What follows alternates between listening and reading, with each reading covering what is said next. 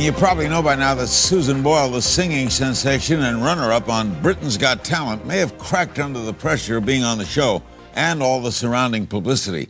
She's in the hospital being treated for nervous exhaustion. Joining us now is Amanda Holden, one of the show's judges, to tell us what she knows and if the show might have contributed to Susan's fragile state. She's in New York. Thanks for being with us, Amanda. What do we know right now? Basically, we've spoken to Susan's brother.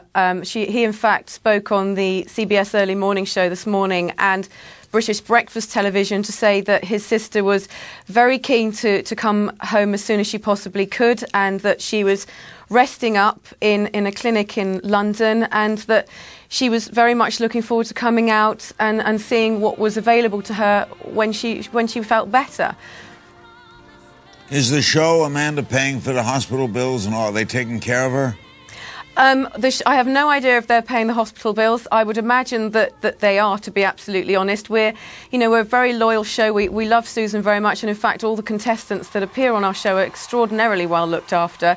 So she's getting the best support she could possibly getting at this time. Yes. Your fellow judge, Piers Morgan, has said that there was talk of taking her off the show because of all the pressures on her. Were you involved? Were there any discussions like that?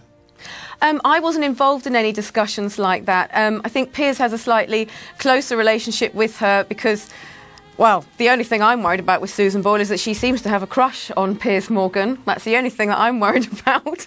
And that she has spoken with Piers, and I think that Piers has kind of reassured her in the last week during the final that that she was doing well and that she mustn't pay any kind of attention to the press and all the other stuff that was going on in her life. So I think Piers is probably more qualified to answer that question than me. I had no real contact with her during that time. Despite all the tumult, there's no disputing that Susan sang her heart out during the finale of the competition. Let's watch.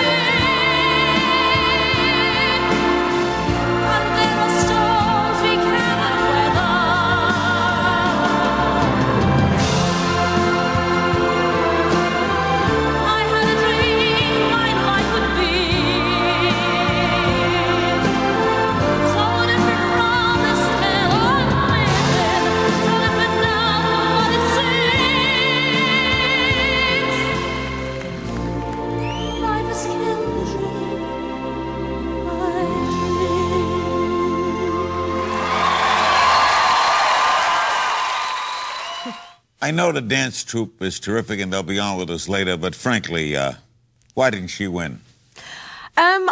Honestly, I can't criticise the decision because it was the British public that voted in the end. I have no real idea, to be honest. I wonder whether it could be that, well, diversity, I have to say, and you've probably seen it yourself and the rest of America will see it shortly, that diversity were utterly fantastic on the show that night. They decimated the show. They really, really were amazing.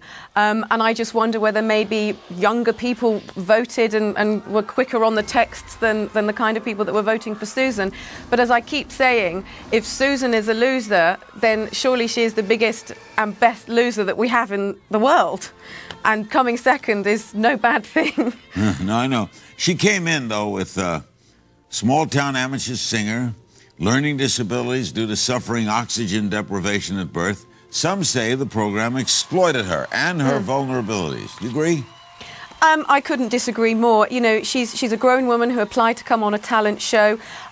She enjoyed every second of it. Every moment that I met her or saw her behind the scenes, she was very excited. She was very proud to be taking part in the show. And as you all could see through interviews that America was giving her and Britain was giving her in the kind of 6 weeks that we've all got to know her, she was very excited about everything that was happening to her.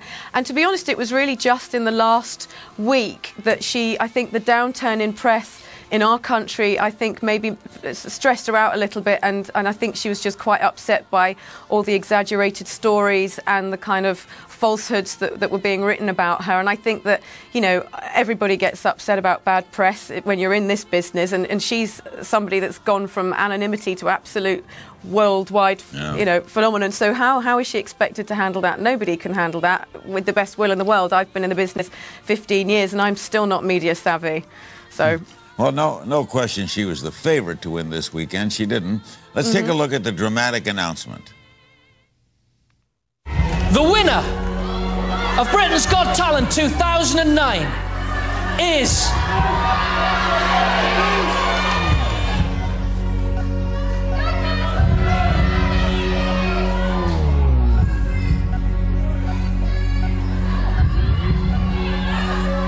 Diversity!